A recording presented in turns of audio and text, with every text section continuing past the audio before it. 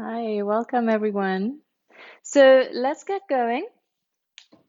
We will start in a seated pose, and you can maybe sit on a flat blanket. You don't have to, but it can be nice to sit on a flat blanket and take your fingers behind you and lean slightly into your fingers just so you can lift your feet off the floor, and you can give your feet a little bit of a shake,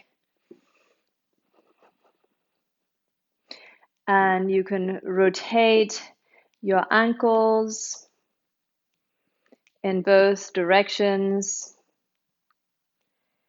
and then place your feet flat on the floor and just take a few rounds of seated windshield wipers. So dropping the knees from side to side a few times, very comfortably, very leisurely.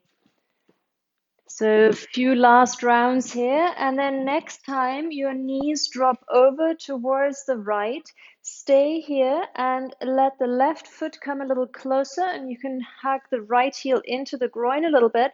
Place your left hand on the left hip and place your right hand to the floor behind you, and with an inhale, lift the left hip and rotate the thigh in. There's an internal rotation here, and then exhale, let the hip come back down, and then inhale, lift. So again, if that's not feeling comfortable for the SI area, you might already have to back off here.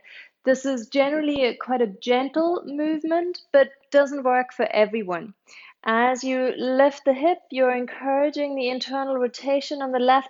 Maybe as you sink the hip, you can press your right hand into the inner thigh of the right leg, just to encourage that leg down a little more. Make sure there's no pain in the knee, no sense of torque in the knee though.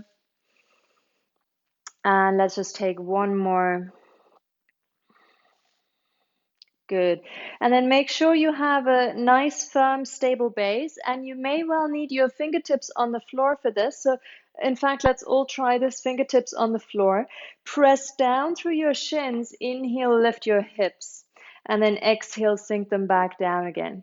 Now, if this is quite easy, then remove maybe one hand from the floor. Maybe you remove both hands and you're placing the hands on the hips, and you're using the strength of the legs to lift the hips off. And if this is okay, then you can lift the hips pretty high, but go slowly. It's the place just when you've lifted off the ground first that is the most interesting, and just before you come back to the ground. So make those parts particularly slow. Keep your fingers on the floor if nothing lifts. Otherwise, this is absolutely fine.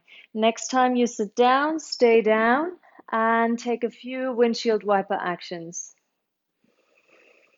There might be a fair amount of moving going on as you windshield wiper. I always slide forward a lot, so I have to sort of constantly adjust myself back, and that's fine. Next time your knees drop over to the left, keep them there. Take the right foot in, so the right toes are pointed back. The left heel is close to the groin. And then with your right hand on your hip, take an inhale to lift the hip. Take an exhale to release. And do this a few times. So as you're lifting, there is this internal rotation of the thigh, a little bit of stretch at the top of the thigh. We were talking about the hip flexors, the psoas, iliopsoas last time. Some of you may feel this at the top of the thigh, some of you may not. For some of you, this may well be too subtle a stretch, depending on your anatomy and what else is going on. Maybe when you sink the sitting bone down, you press the left hand into the inner left thigh.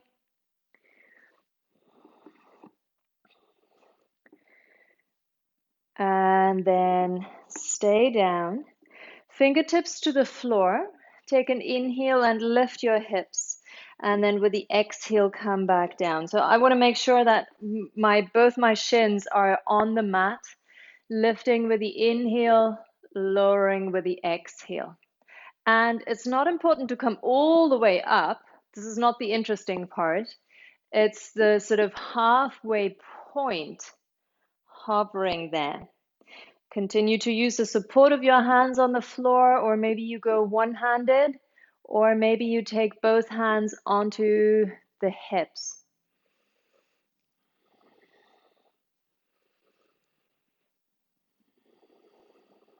Good. And then eventually stay down. And we're going to take windshield wipers again, but this time have your feet really wide. So as wide as you can comfortably get them while still having the knees pointing in the same direction as the toes. And then rotate side to side and go slowly. So basically, we're moving into a sort of sideways seated version of a lunge, if that makes sense. So a lunge with a bent back knee, you can imagine this would be the back leg, this would be the front foot on the floor here. So this is the action we're going for. Again, there is quite a strong internal rotation in the back thigh. And then eventually come back up to center. Keep your feet wide. Take your arms out to the side and sit really grounded on your sitting bones. So you may want to sway side to side a little bit to really feel the sitting bones ground. You can have, again, a blanket underneath the sitting bones. Maybe it's still there. Now with an inhale, twist to the right. And then with the exhale, take the left knee forward and in and continue your twist to the right, which can now be deeper. And then inhale, twist to center. And exhale, open the leg. Now inhale, twist to the left. And exhale, take the right knee in. Continue your rotation, your twist. And then inhale, turn back to center. And exhale, open. Do a few more of those. And you can also, as you're twisting around, let the twist carry the leg with it. So when the leg opens up again, or the other way around it is actually, when the leg opens up again, the torso has to move. So I'm twisting now. Now when I start moving my right leg again, I have to move the torso with it.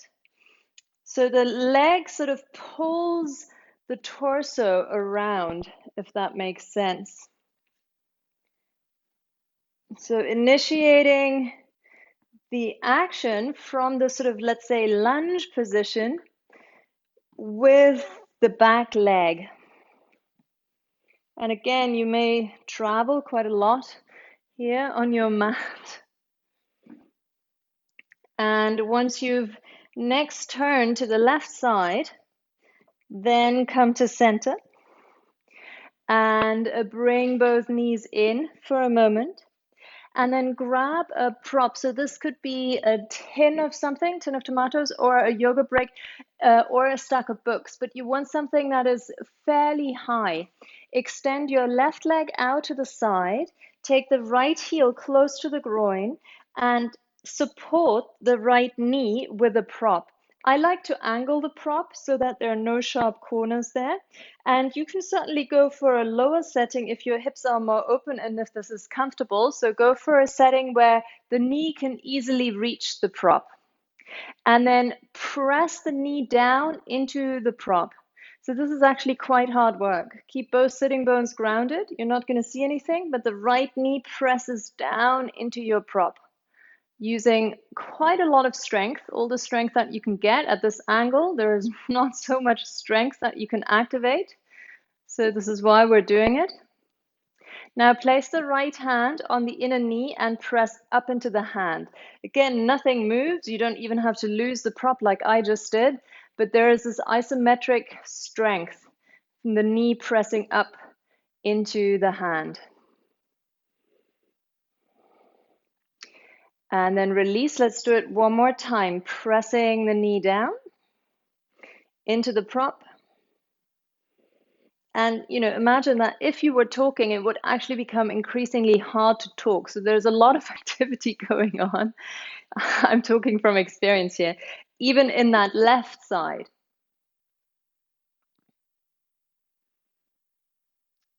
And then hand to the inner knee, press up into the hand.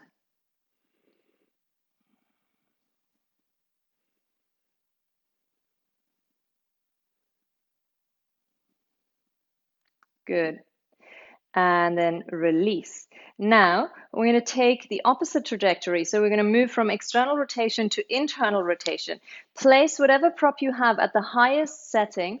Take your right foot out and you bring the knee onto the prop with the thigh sort of straight out in front of you, if that makes sense. So there is a straight line from the hip to the knee forward. And then press the knee down into the prop. And again, this is pretty hard work. So we've worked on the outside, now we're working on the inside.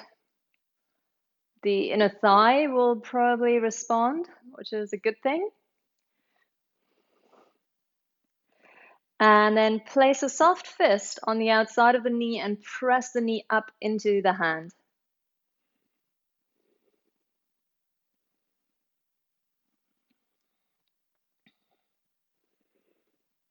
And then let's change once more. So press the knee down into the prop.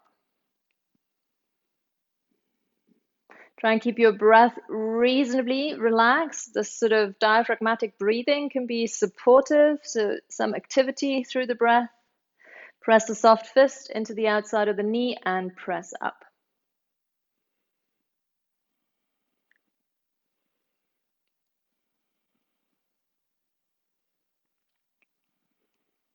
Good. And then release and straighten the right leg out to the side. Fold the left heel in and use a prop underneath the knee. So it doesn't have to be the outside of the knee directly, it could be more the thigh. If you can angle the prop, then go for it. Whatever height, I would go for the lowest height that gives you the ability to still press. Because if you take it too high, then it's sort of too easy, if that makes sense. And then press down into the prop. So even if you have a tin of tomatoes, you could turn the tin of tomatoes on its side.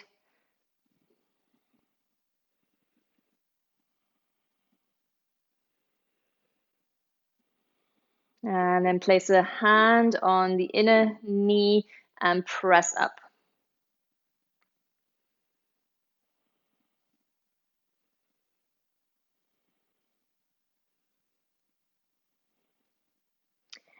And then change directions, press down.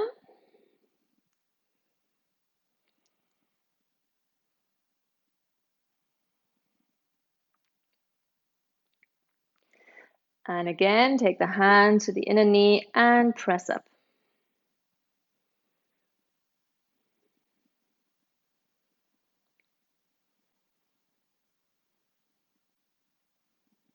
Good. Then let's change it around, going from external to internal. So the foot comes out to the side. And as you're placing the knee, your thigh is sort of parallel. If this causes any pain in the knee, then you might have to bring the knee over and across a little bit more. So of course, not tolerating any pain, any sense of torque, but hopefully with the foot active, this can work for some people at least, pressing the knee down into the prop. So always adjusting, moving to one side or the other side if something doesn't work. And you can keep the right leg active as well. And then placing a soft fist to the outside of the knee and press the leg up. So stabilizing work for the knee as well as for the hip, as well as for the muscles around, of course, really strength building for the thighs. And then again, once more, change direction, pressing down.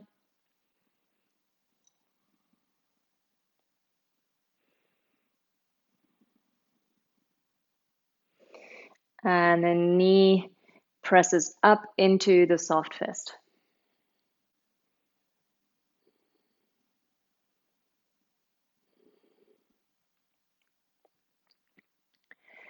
And then we're going to rock and roll. If your spine is not happy with rocking and rolling, then you start from a seated position and you just explore things from here. Maybe you can lean way forward. Maybe you can lift the hips off the ground.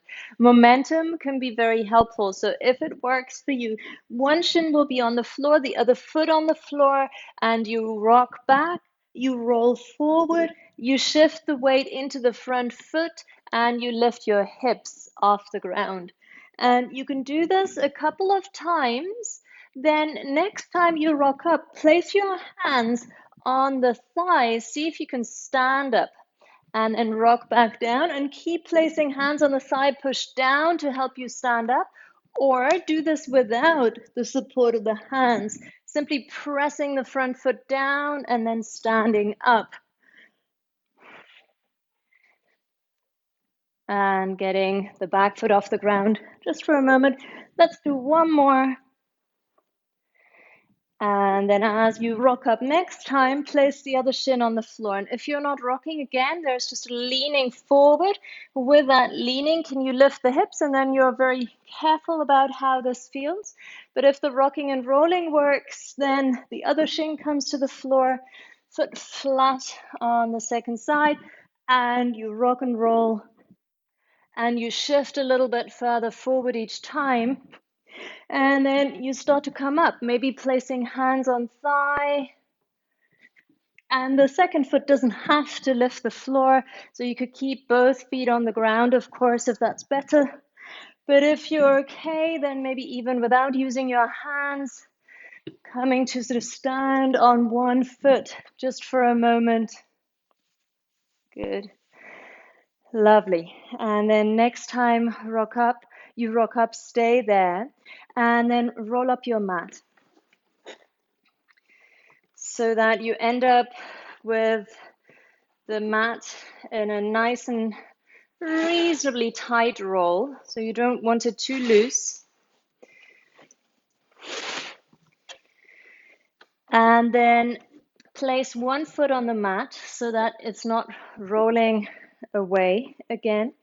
And I sort of like to come onto the tiptoes of the other foot, or you could fold your blanket up quite high and step the foot on the blanket. Or if you have a brick or something, I just quite like to elevate my second foot a little bit, but you don't have to do this. And shift the weight forwards and backwards.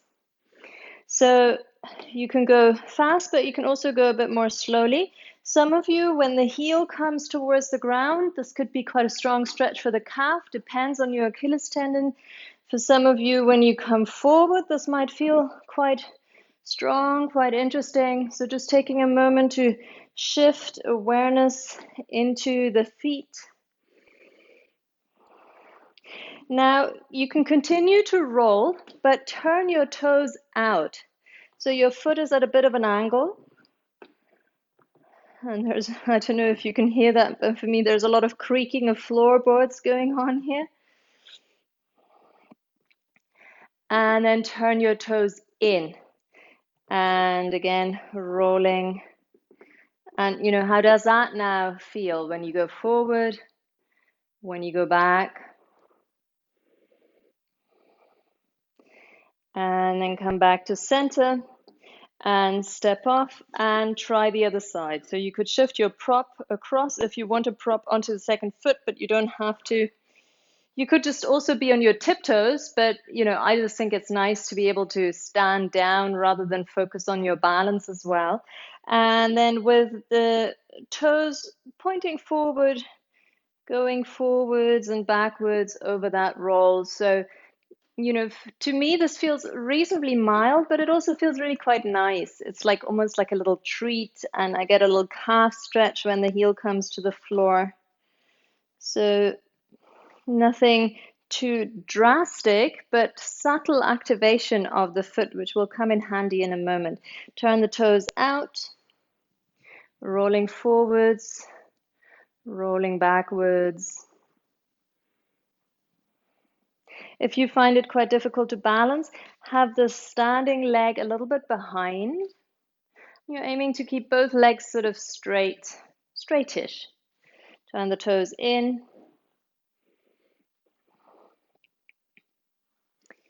And how far can you go? For me, like now, there's quite a bit of restriction in the going back part. Just noticing what's happening. And then eventually come to center and step off your mat. And you can put the mat to the side for a moment. And you need a prop that has some height and that can stand on the floor like this. So this could be a tin of tomatoes, could be a yoga prop.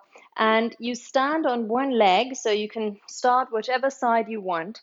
And you place the prop down somewhere, let's say in front, which is the most the thing that is most likely going to happen. You place the prop down, you pick it up with the other hand.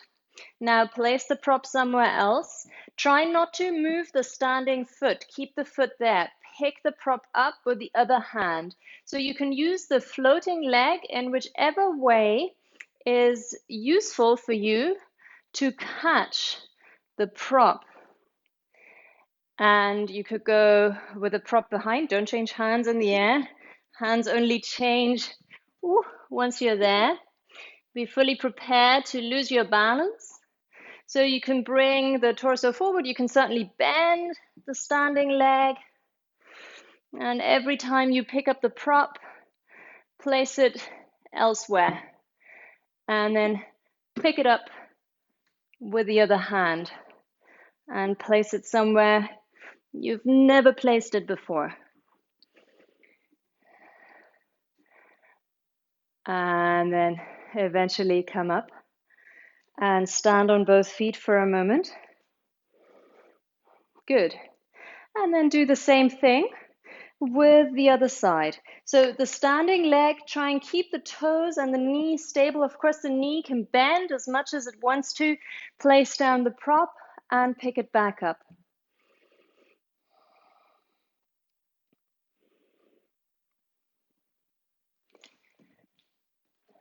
And keep going. So whenever you pick up the prop, you change hands.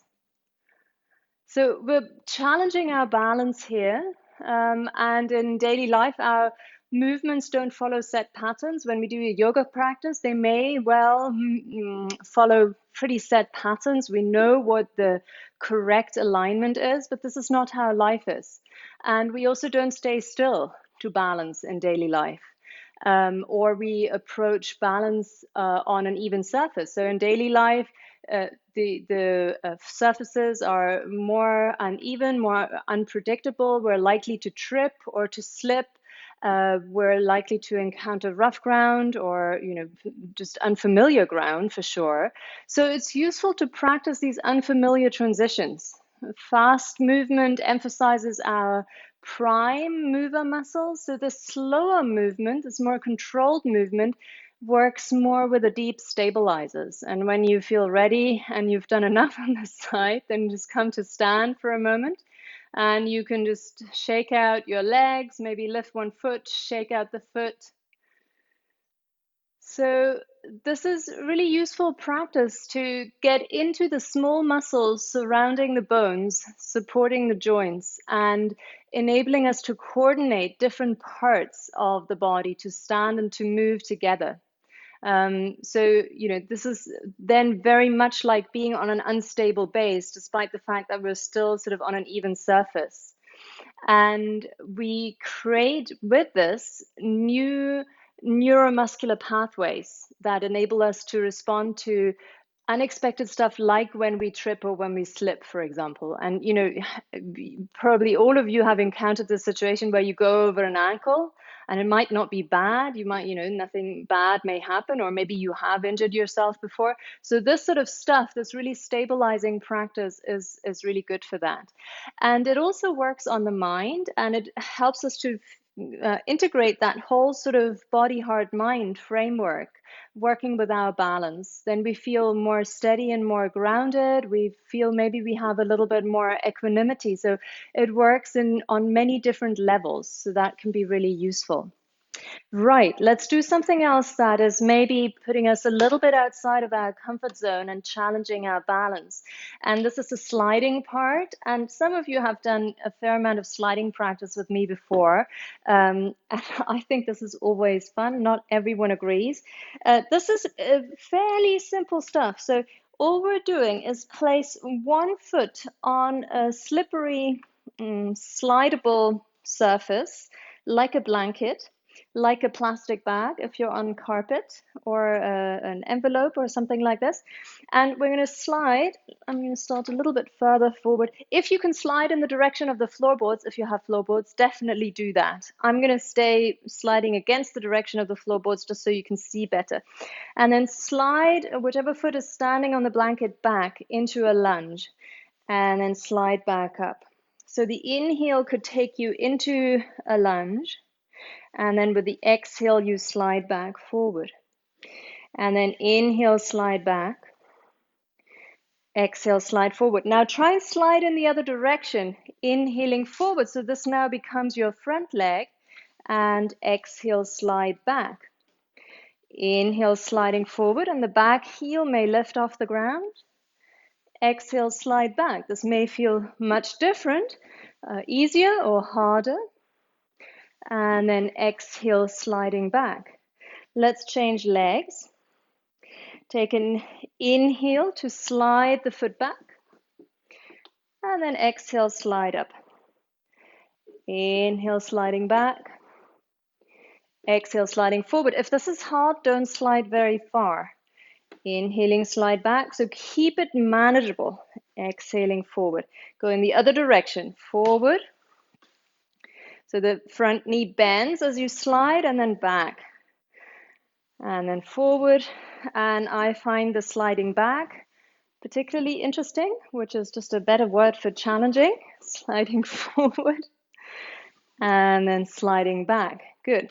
Change legs again.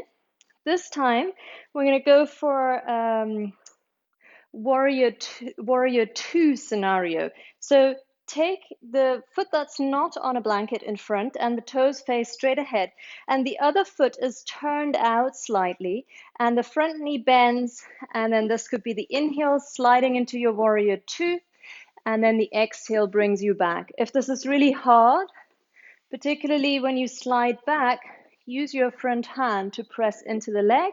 If this is manageable, keep your arms away from the legs. We do 3 rounds each side. Swap it around. Now the gliding foot becomes the front foot. The back leg is in the stable, toes turned, maybe 45 degrees, 30 degrees, and then the front leg slides away.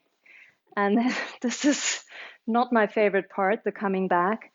I completely blame the fact that I'm going against the floorboards. But coming back, this is definitely the hardest for me. Might be different for you. I think I've done 3. So, back leg is on the blanket. Hold on, just so we get this right. So, front foot is free of the blanket. And then inhale, slide back. And exhale, slide forward. If you're anything like me, one side could feel much different to the other side. So on one leg, I have much more power and strength to bring this leg back in 3 times, and then swap it around. So now the back foot is the stable foot. You're sliding forward, so far so good, and then slide back somehow, if that works. And you could go very short distance here. You could have a little bend in the back knee, but step away from any sensations of pain. We do 3 in total. Right. Good. Lovely. Now, have a little bit of space in front of you. And just so we can get a little stretch out, let's take an inhale, reach the arms up. You could even take your gaze up. Exhale, fold forward. Inhale, walk your hands forward into a downward facing dog. Now you're going to stay in downward dog, but you can slide your feet back a little bit. This could be the inhale. And then with the exhale, slide your feet forward a little bit. So basically, you're just sliding forwards and backwards, and not long distances, just a small little distance forwards and backwards. There are many, many other things you can do with sliding blankets, which is all really great stabilizing work. But we focus on what we're doing today, particularly on the lower body, the stabilization around the hips and the knees, etc. And then eventually slide your blanket all the way close to the hands if that works. If it doesn't work, then don't worry. And you can roll your mat out a little bit, maybe half a roll, and take your blanket in a shape that is long and thin. So the blanket will support your shin from the knee to the foot.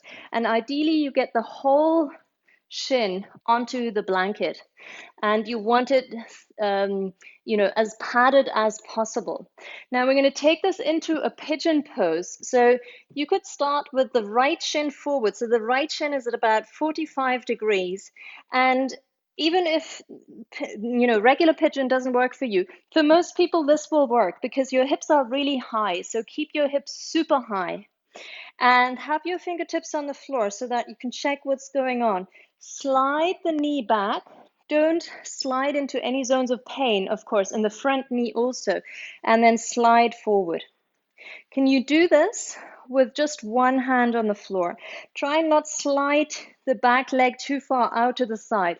Now, the best thing will be to slide with the hands on the hips, and it's more important to find that balance here and the sliding action than to come low. We're not at all interested in coming low. Actually, what we're most interested in is the move to lift up, the move to lift the hip. This is great work if you're hypermobile in the hips. So this is really strengthening, stabilizing work.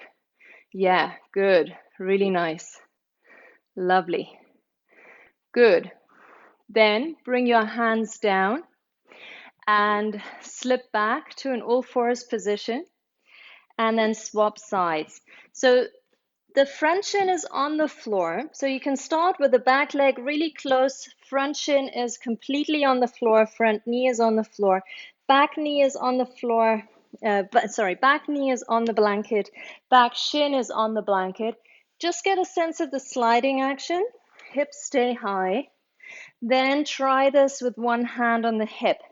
So we're not at all interested to bring this left hip, in my case, down.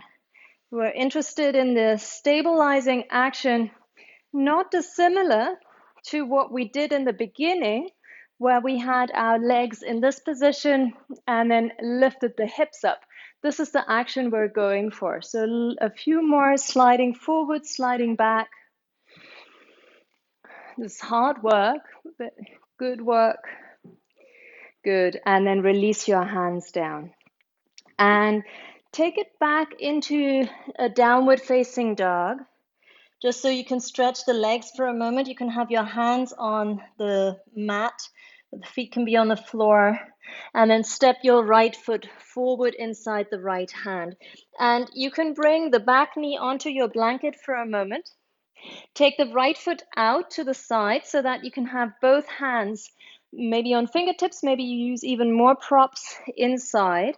Then lift the back knee. Now we're going into hip mobilization here. I'm going to change my side so that you can see me better. So you're shifting the weight forwards and backwards. If you have hypermobility or any other issues with the joints, now that we're going into more deep hip opening, be extra careful.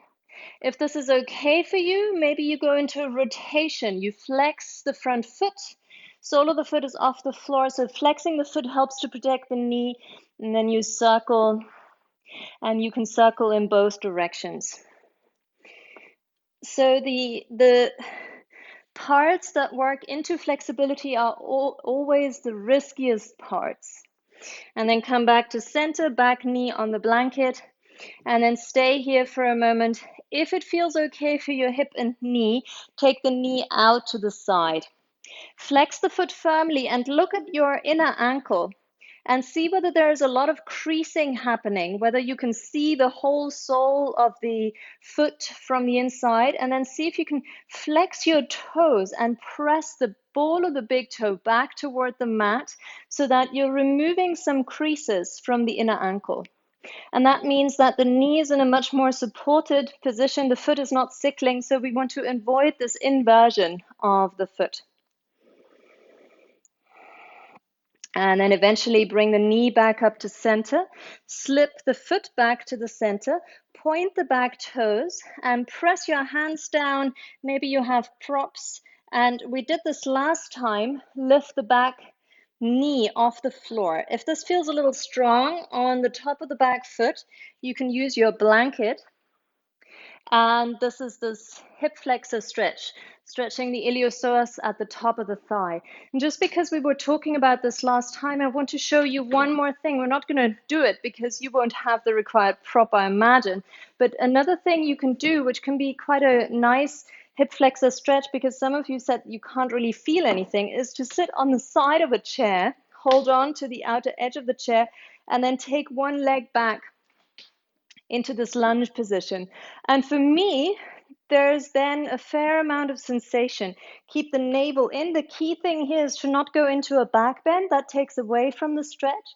So I just wanted to show you this. And if you watch the recording, then you can try it out, pause the video and try it on both sides. But for now, come back into downward dog and then step the left foot forward. And slip the foot to the outside of the mat. Take your fingers inside and shift your weight forwards and backwards a few times. And if it feels okay, you can flex the front foot so that the sole of the foot lifts and both arms are inside the leg. Both arms inside the leg. Yes, that's it. Now, if it worked before, or if it may work on the side, then go into a rotational movement. So the back knee is lifted, the back leg is active, and you're sort of rotating on the heel. The sole of the foot is flexed, and then rotate in the other direction.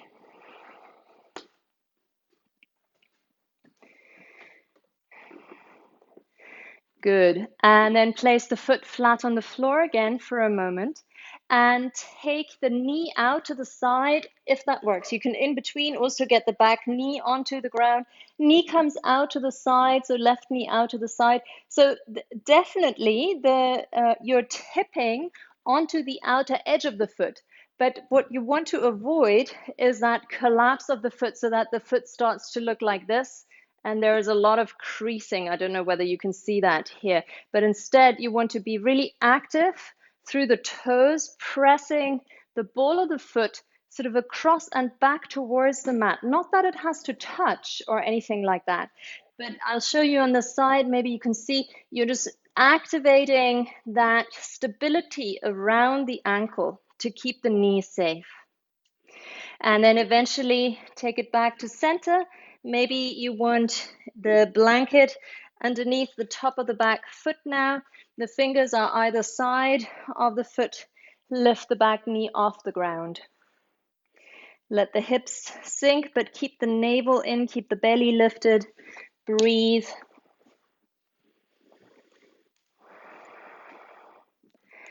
Good. And then release down. Really lovely. Great. Last thing we're going to do here is feet on the floor. We're going to lie down. This is going to be a bridge pose. It can be really nice to have your head on the mat. Doesn't matter where your bottom is, unless you're really sensitive on your skin, but back of the head on the mat could be fine. And place your feet on the blanket. Lift your hips off the ground. Pluck your elbows down. Now flex your feet and slide your heels away from you just enough so that you can still hold it. And there is some activity going on. Remember we did this exercise where we had the knees bent at about 90 degrees in bridge pose. So it's a little bit similar to this. You could slide all the way toward that 90-degree bend. Good. Can you pull the blanket back in towards you? Yes. And then release your hips down for a moment. Now, this is exactly what we're going to do, the sliding backwards and forwards now. And if it feels okay for you, you could slide all the way to straight legs. Go ahead, you don't need to see me, but if you're at all unsure, then do feel free to sit up and watch me first before you do it. So you start from a bridge pose. You're digging the heels down, you're plucking the elbows down, and you slide the heels away from you until you're lying down. Then you lift the hips, then slide the feet back in. Then slide the feet back out, then release your hips. Then first of all, lift your hips, then bend the knees, and the return journey, for me anyway, is definitely harder. You can also try this with one knee lifted closer to the chest, and then you just slide on one leg. And for me, I'm really not at all sure about sliding back from there. So I usually take a shortcut and just slide my foot in and then start again. But by all means, do slide back with the hips lifting first if you feel so inclined. If you've done a single-legged version, can you swap legs?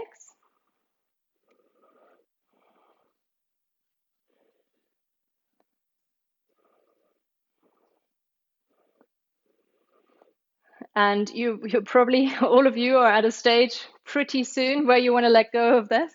So lie down for a moment.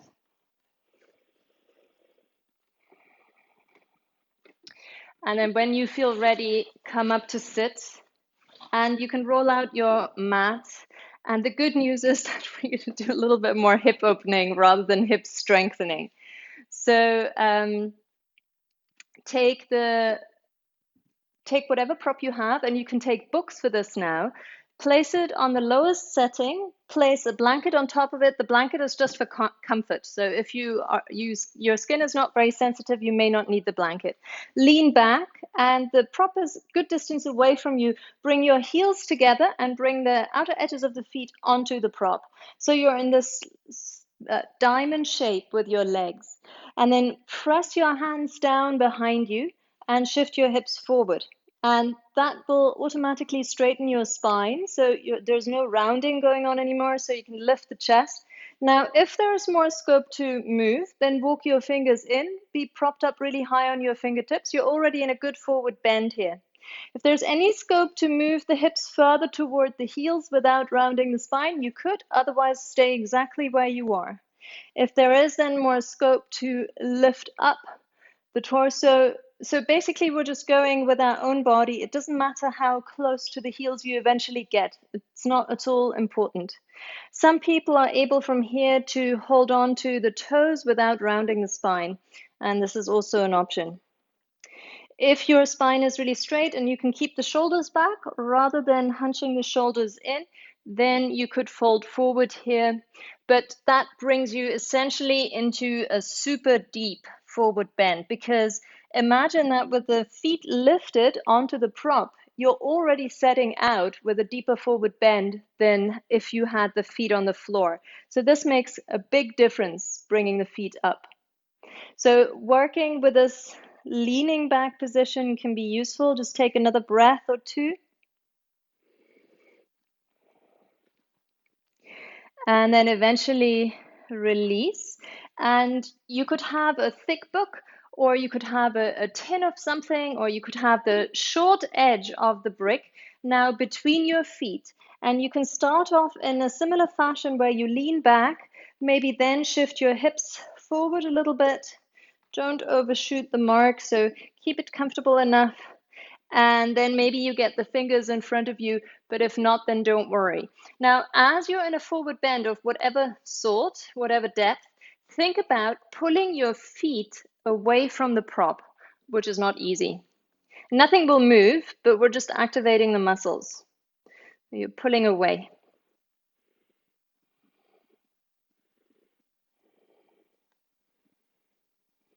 If there's any pain in the knee or hip, of course, back off.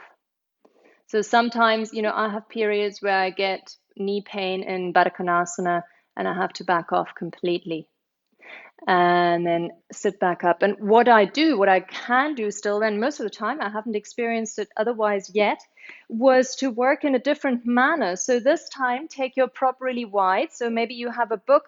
You don't actually need a prop for this, but the prop is just a distance, a way to keep distance between the heels to measure a distance. So this distance is good. You don't actually need the prop for this. So you just have your heels quite far out in front of you now. Maybe I'm moving a little closer, but this is not about getting the hips as close to the heels as we did before. And your feet are flexed. Again, this activity through the base of the big toe, a pressing of the base of the big toe toward forward and the floor to remove any creases from the inner ankles.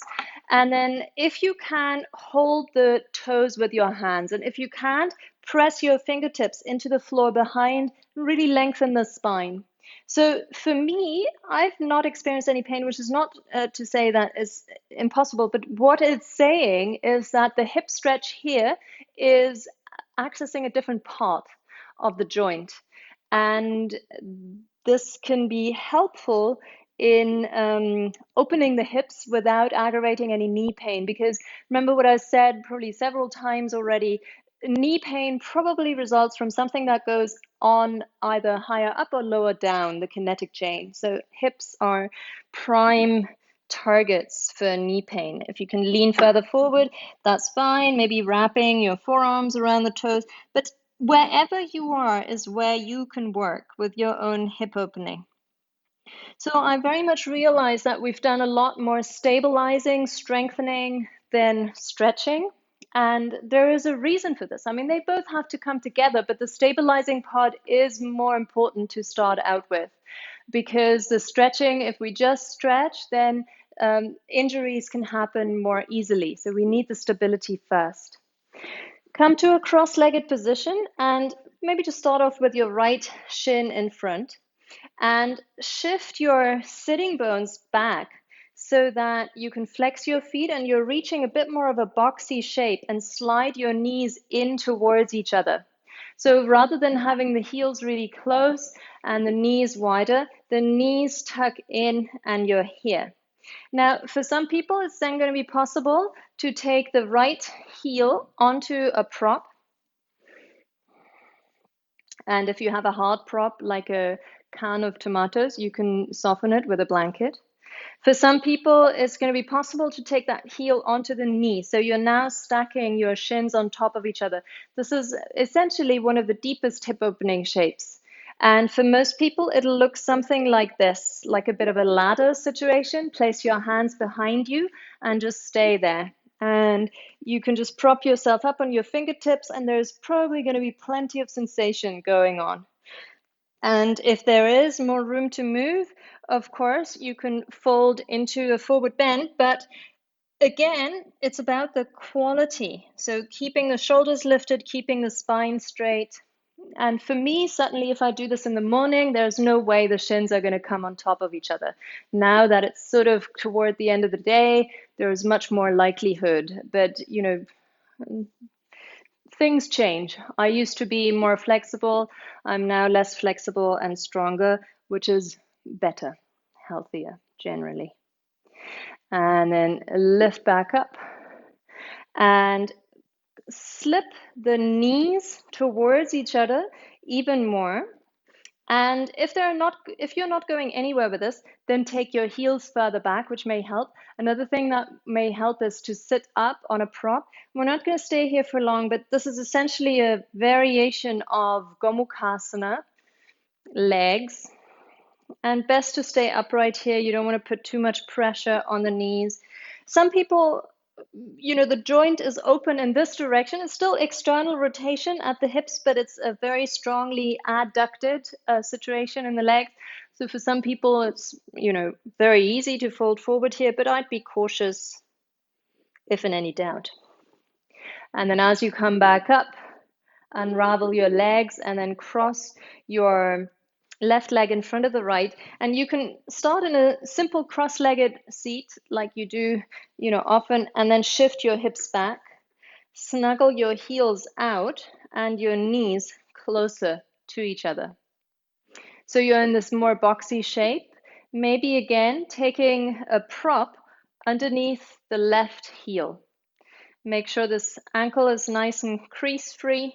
You can lean back as much as you need to get the heel onto the knee, but if that causes any pain, then you back off. You don't have to have the limbs on top of each other. If you're okay, prop yourself up on your fingertips. And it's very likely that one side is much different than the other. So for me, my right side, which now looks to you as if it's my left side, is always tighter. This is normal. For some people, it's a bit more symmetrical, but you know, don't be surprised if it's not. So there's plenty going on here, and this can be a great way to relax the mind a little bit, or a great opportunity, let's say, to relax the mind a little bit. Come back up and then cross over so that the knees come even closer to each other, maybe sitting on a prop or leaning back further. If you really want to, you could lean forward. But being really sensitive, sensations in the hips that are pretty pronounced can often be okay, unless you know that there is a weakness and injury there. Sensations in the knee, I would be much more inclined to back off right away. The knee is not a very stable fit. The joint is just a slidey, glidey joint that doesn't have the integrity and the stability and with the muscles around it to support as the hips do. The knee is supported by a few little ligaments essentially, which is, why there are so many knee injuries. And then back off, unravel your legs, and grab your belt.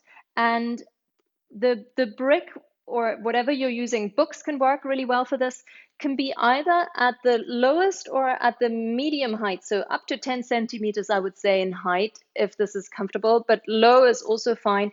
And we're going to take Supta Baddha Konasana here. So feel free to watch me first because you won't be able to see me. And it's useful to loop the belt around the foot before you lie down, because otherwise it's quite hard to get the belt around the foot. So you're starting from a supported bridge pose, maybe lowest setting brick, maybe medium height or an equivalent thereof. And you extend the leg that has the belt up toward the ceiling. And this is the situation you want to end up with. You can use the thumb at the hip crease to ease the hip away from you, pressing the hip toward the front of the mat. And you can hold on to the belt with the opposite hand. So you can come into this now. If it is comfortable, then straighten the bottom leg so that the heel is on the floor. For some people, again, there may be a stretch to the hip flexors on the bottom leg, and some people will not feel that. Good. Once you've been here for a few breaths, let's say 3 to 5 breaths, take the leg out to the side. So you now want to hold on to the belt with the same hand and go carefully. Keep both hips level with each other so your free hand could weigh the opposite hip down. Doesn't matter how far out the leg comes, but take the leg, think about getting the leg up toward the space next to the ear rather than outside of the other foot, if that makes sense. So you want to have the leg up a little bit and out at the same time. Yeah, great. Then with an inhale, bring the leg back in. And now take the leg over to the other side and try and keep both hips level. There may not be much movement there in this crossed over direction. So you're now moving into a little bit of a twist, but don't let the leg come down further than it can while keeping both hips on your prop. Yeah. And then inhale, come back up and bend the knee and release. And in whichever way you can change the belt. So you may well have to come off the prop if you can't slide it across otherwise. And then extend that leg up. And you can hold on to the belt with the opposite hand, and the thumb of the same hand can press into the hip crease and ease the hip away from you. Yes, really lovely. That's great. So the reason why we're on the prop for this is that the spine will stay much straighter. It's much more of a real forward bending action. When we're on the floor, there's still an element of rounding often happening in the spine if the lower back is tight or the hips are tight. So this can be a good way of getting around that. Now hold on to the belt with the same hand and take the leg out to the side. And you can hold the belt as high as you can get your hand. And then maybe the elbow can come to the floor if that works for you. But the hand starts off as high as possible on the belt, maybe eventually elbow to the floor, and you can back off a little bit. And this is getting into pretty deep stretch territory. So backing off is most important for those with hypermobility, injury. Good, lovely. Take an inhale, bring the leg back. And then exhale, bring the leg across, holding on with the opposite hand. And no need to go far here because your hip will probably lift off the floor pretty soon. So it's just a little bit of an adduction, again, taking the leg across the body. Good, lovely. And then take an inhale and come up. And exhale, bend the knee and release the belt. And if you're very comfortable, there's nothing you need to change, fix, or prepare. You can just lie down and rest. If you want to do a little bit more work on the hip flexors potentially, but again, doesn't work for everyone. If you have a blanket or a bolster, you can take that. If you have a bolster, you could prop up the back end of the bolster like this. For some people, this is definitely going to be too strong, so this is not a particularly good posture, but I'll show it so that you can either take something like this or Shavasana. So this is either a kneeling, reclining kneeling pose, and you may well have to start with your feet a little bit in front of the bolster. Lengthen the tailbone forward before you come to lie down. You want to be able to have the head still on the prop.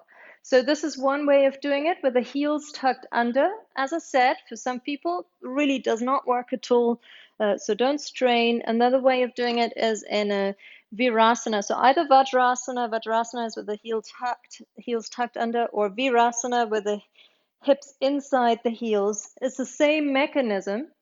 And for those of you who enjoy this sort of thing but don't have a bolster, this can certainly be done with a less high prop. And some people only need a prop right at the top, sort of toward the space between the shoulder blades and maybe underneath the head. So not everyone needs a higher prop. Make sure that the lower back is happy if you're taking this choice. And otherwise, any other Shavasana version, if you want to work a little bit more with hip opening, you can have the soles of the feet together and the knees wide. And just take a couple of minutes to rest. We don't have long, but just take this last posture as an opportunity to assimilate everything we've been doing today, to notice how the body feels right now.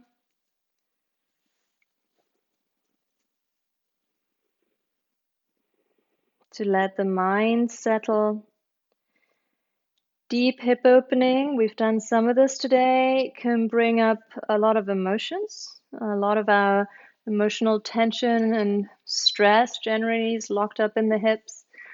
I said this before, so checking in with how you're feeling, just so you know, not to judge in any way, just to know.